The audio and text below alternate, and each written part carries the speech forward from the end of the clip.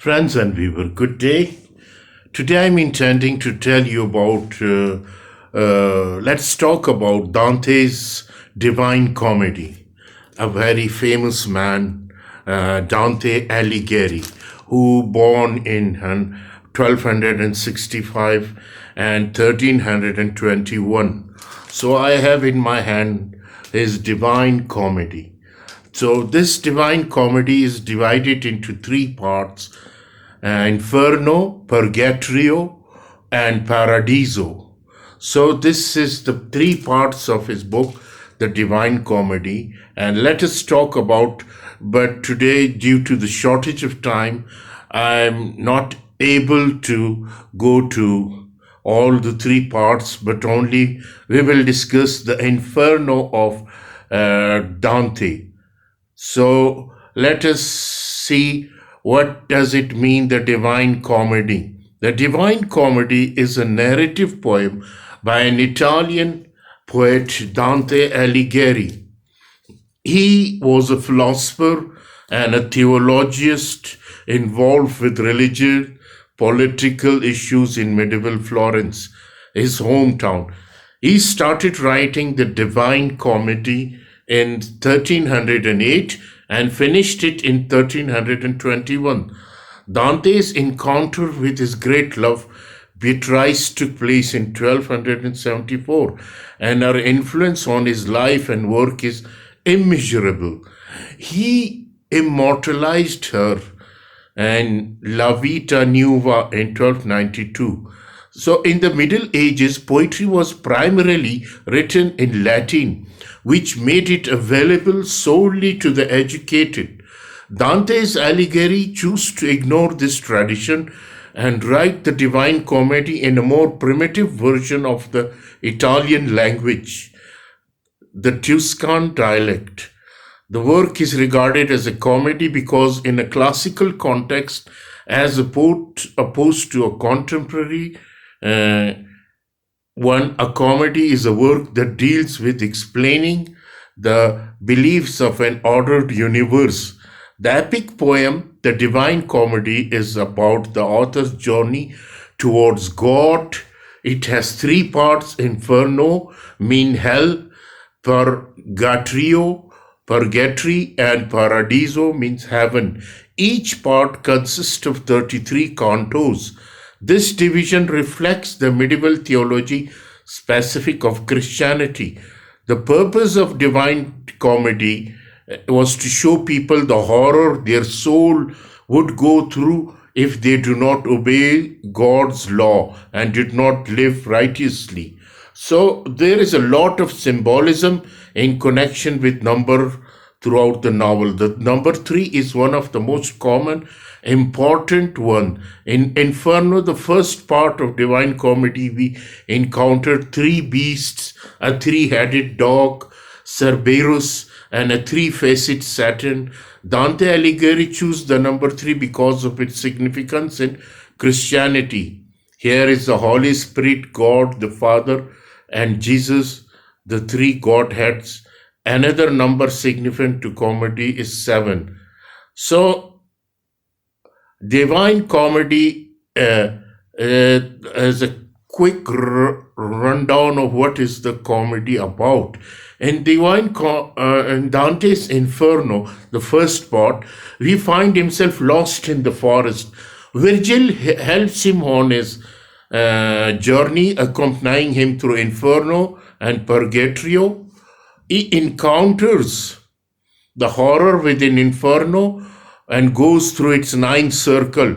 We will take a closer look at each of the circles of hell, determine their specifics and differences, and look at Dante's Inferno, Satan himself. So Purgatory and Paradiso, the other part, but today we are going to discuss only the Inferno. This part of Divine Comedy begins with Dante's lost in a forest. He is confused and does not know how he got there.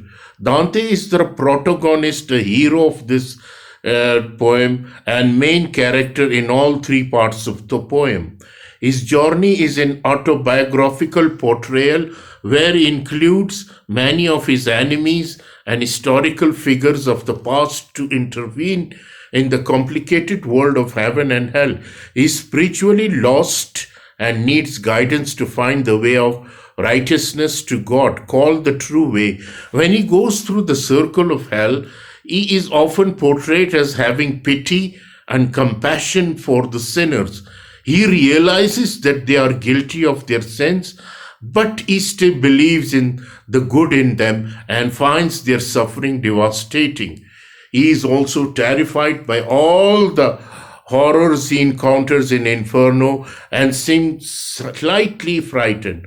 Though Dante is very curious, he attempts to talk with many sinners along his way. He quits his Dante Inferno shows that vulnerability and sensitivity which the protagonist speak of emotion. In the forest, he sees a mountain nearby and tries to climb it, but a lion, a leopard, and a wolf block his path. The spirit of Virgil, a poet, an ancient Roman poet, whose major work is titled Aeneid, comes to help him to get through this obstacle and lead him through Inferno and Purgatory to heaven. So Virgil is a brave soul. He represents human reason and wisdom acquired through the ages. On their journey through the Inferno, they meet many beasts and scary creatures, but Virgil stands up to every one of them. He is also incredibly smart and intelligent. He can trick any creature into helping them because he is a gifted speaker. He is a good friend as he supports Dante and comforts him when he feels scared or uneasy about his challenges. Virgil understands that Dante and his fate are dependent on him. Despite this, he is a fear to Dante. So Virgil was sent to help Dante by Beatrice, his beloved, her character inspired by a real woman named Beatrice. So the Inferno is divided into 9 circles. Sorry. The first circle, limbo. The first circle consists of this, not of a sinner, but people who are not baptized. Either they lived before Christ when baptism had not yet spread, or never got baptized. They reside in a castle with 7 gates, symbols of 7 virtues.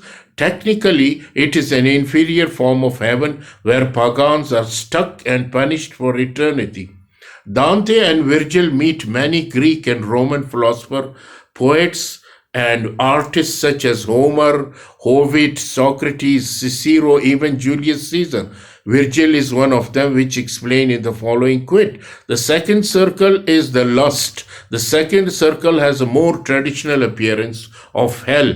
It is a dark, full of screaming noises and suffering.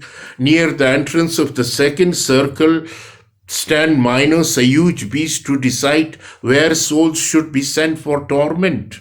The second circle holds people who were lustful throughout their life. They are punished by strong winds blow over them and throw them back and forth. These winds symbolize the restlessness and instability of people guilty of lust.